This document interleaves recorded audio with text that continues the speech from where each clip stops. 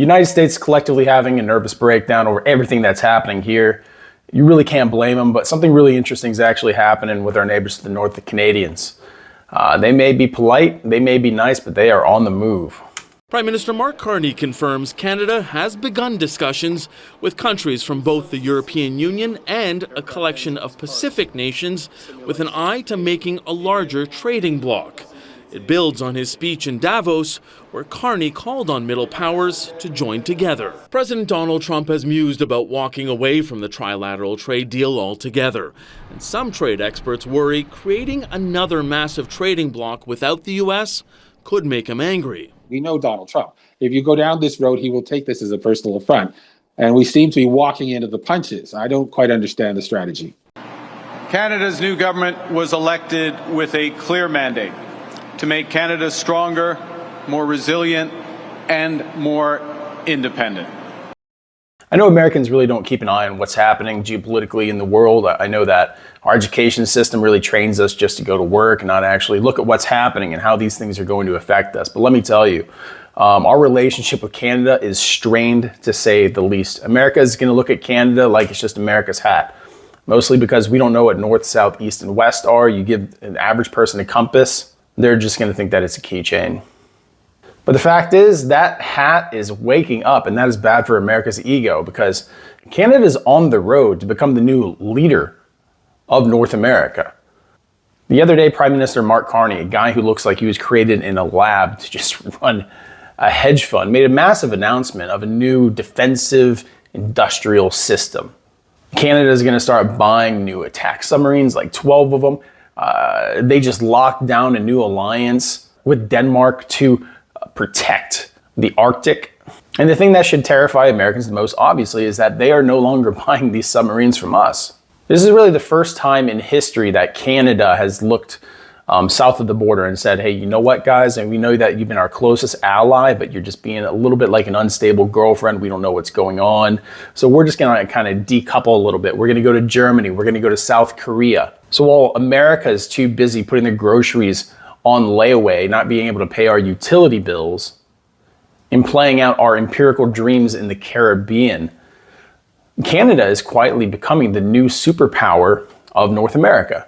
Now, we're really going to dig into this, so put down the cheeseburger, pick up some poutine, and let's just kind of dive into this one. I think to understand how we really got here, we need to look at a little rock called Hans Island. Now, for the past 50 years, there's been a fake war going on between Canada and Denmark. The Danes would show up, they'd plant a flag and leave some schnapps. The Canadians would stop by, they'd plant their flag and leave some Canadian whiskey. It was a joke. This is just like, this is the whiskey war, but that joke is over. With the constant threats that Trump has been making against the sovereignty of Greenland and challenging the authority of Denmark, it's really fractured any alliance that we're having with our NATO allies right now. Trump trying to annex Greenland, trying to buy it like a distressed property in Gaza. And Canada and Denmark just signed a real power alliance. And Canada's reliance on the United States military, they're just trying to wean off of that. And it's going to have a major impact on Americans in the future, especially when it comes to NORAD, especially it comes down to the Five Eyes. But Canada and Denmark now, they're trading radar data. They're coordinating submarine patrols. They're building a healthy and lasting relationship with each other to really solidify control of the North. And this is really going to make it difficult for Trump to get his dreams of a contiguous United States stretching from Greenland, Canada, and the United States. So Canada is looking to spend about $100 billion. And I know to the Americans, we think $100 billion. Our defense budget is something like $1.5 trillion. So that's really nothing, right? That's just a drop in the bucket, but that's just the beginning. And like I said, no longer is Canada going to be dependent on the American military industrial complex. It's overburdened. It takes too long. It's massively expensive. And the fact is, there's other powers out there who have developed the industrial base to supply the world's needs for defensive armaments at a much cheaper rate and can be delivered within months instead of 3 to 4 years. That's where the Germans and that's where the South Koreans come into play. I mean, why would you even want to do it with America anymore, especially if you're talking about buying ships or submarines? America's naval yards are broken. We can't even build our own ships on time, and Carney knows that. And it's speculated that it's only a matter of time before America starts outsourcing its naval repairs to South Korea. The thing is, Carney is a technocrat. This is a guy who knows numbers. He looks at the US military-industrial complex and sees it as a bad investment, which it is becoming with the amount of corruption that's in it, and just like I said, a really lagging, bureaucratic nightmare of a process. He saw a supplier that's overpriced and just kind of politically insane. So he decided to take the business elsewhere. And to America, this is embarrassing. This is like your wife has been complaining about you fixing the leak under the sink, and then when you finally go to do it, a plumber shows up and takes care of it like that. We are the cuckolded husband in this situation. Yes, it's emasculating, but it also is the signal of the end of the North American security umbrella, really as we know it. We need to look at the macro view here to really see why this is happening. We need to look into the future. America has a problem where we can only be reactive and look in the now, but Canada's not doing that. This is one of the benefits of having somebody in charge of your country who can actually write a book and probably read a book and doesn't just scam his supporters with fake stakes. Mark Carney knows that in 20 years, the important things to an economy, the important things to the survival of a nation aren't going to be AI. It's not going to be financial derivatives. What it's going to be are resources. It's going to be food. It's going to be water. It's going to be energy. And the thing is, Canada has all three, and they have all three in spades. So while the US is being distracted, really trying to saber rattle and push down on weaker powers in the Caribbean, trying to turn that into a massive Walmart parking lot, Canada is quietly building an energy superpower grid. They're cutting deals with the Koreans to build batteries in Ontario, and they're securing the Northern Passage. And it feels like there's just more competent leadership. Let's be completely honest here, right? It feels like Mark Carney is playing Civ 6 on deity mode. He knows the American empire is broke, it's overstretched, it's loud, and it's trying to consolidate all the resources in North America. So he's going to turn Canada into a fortress so it can actually defend itself. And that's really the biggest reason, the biggest incentive to decouple from the American economy and to become more independent, to rely on newer trading blocks that put Canada in an advantage, even though it's to the detriment of the American economy. Because in reality, as much as the Americans, as much as we think that everyone should come to our table, we want everyone to come and beg our president for his approval, apparently.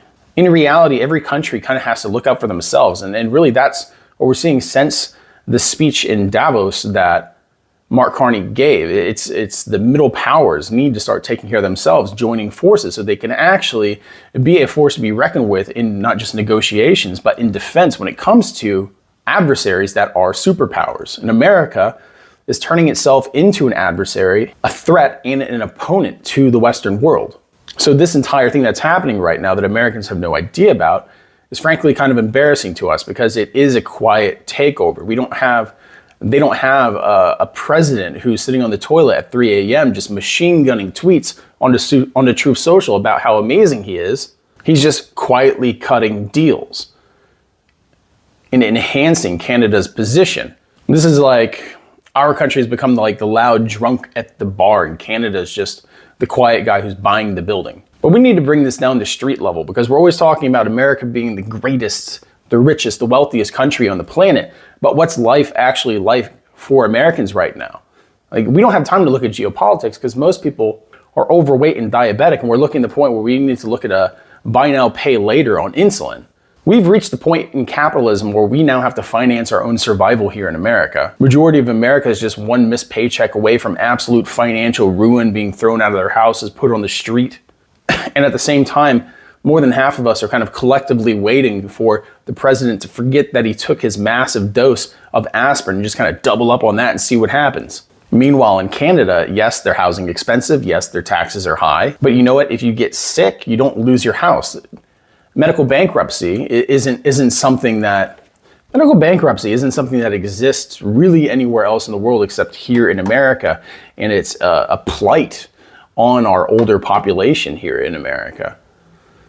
I mean, I would talk to clients who this would be their biggest financial burden, where bills that were associated with medical mishaps, where the insurance either only covered so much or didn't cover it at all, denied their claim, and they were left with tens of thousands, in some cases over $100,000 worth of medical debt, and just absolutely tank their credit and their ability to actually, tap into whatever equity or resources they may have, just because their loan to value, which is blown out of proportion. Carney is boring. He gives 3-hour speeches on industrial strategy. He wears gray suits, and he probably eats oatmeal completely plain, but he is efficient. Because I'm going to tell you, boring works.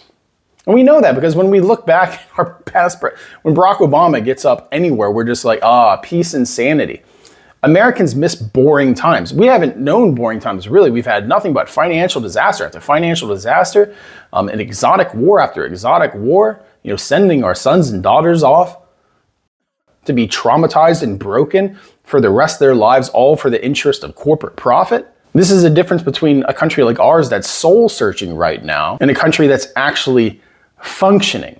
In all respects, America's just become the Florida man of North America. We're dangerous, we're unpredictable. And the neighbors are just locking their door to us and throwing away the key. So what's the play?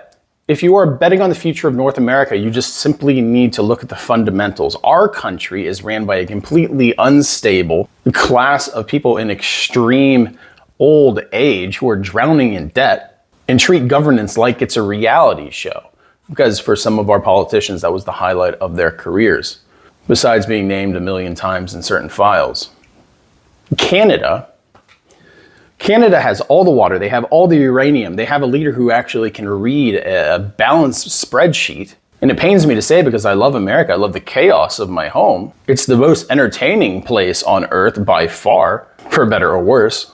But entertainment doesn't keep the lights on. It doesn't patrol the Arctic. By 2035, the capital of North America might technically still be Washington, D.C., but the real decisions, let's be honest, more than likely are going to be made in Ottawa, because the kind of political culture that's being fostered in America right now isn't one that's healthy, and it's going to take a reset. And America is honestly probably going to have to take a big step back from its role in the world to kind of redefine the nation that it wants to be in the future. And that's why I'm saying we are in a period of soul searching here in America.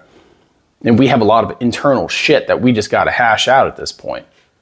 My advice is to with the market the way that it is, sell your Bitcoin and buy land in Saskatchewan. Think about buying maple syrup futures, and be nice to our northern neighbors, because at some point you might actually need to apply for a visa to live there.